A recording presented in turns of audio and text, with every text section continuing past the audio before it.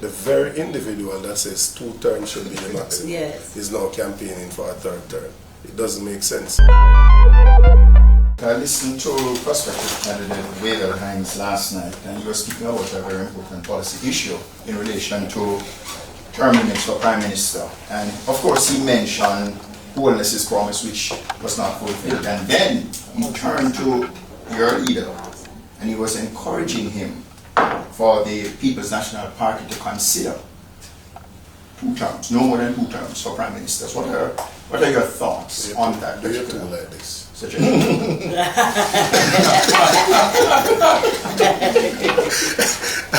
mean, in principle I agree with it, right?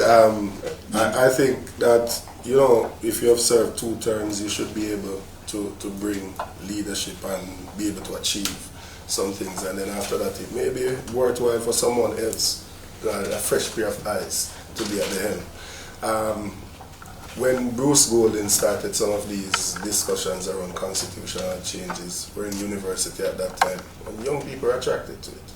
Andrew Holness came with some of the same things. In the first 100 days, you know, you're going to have term limits, you're going to have impeachment legislation, and job description. These things that people, there's a segment of the population that's actually attracted to these things.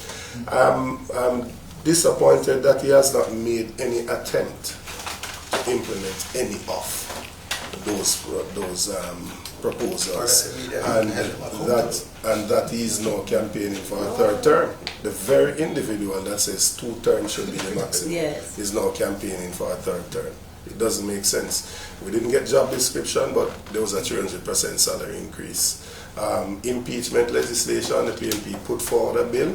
They fell off the books. They haven't debated it. We're doing constitutional reform, and they decide they're not putting it in constitutional reform. Right? So it is clear campaign on, that he's betraying the very things that he campaigned on.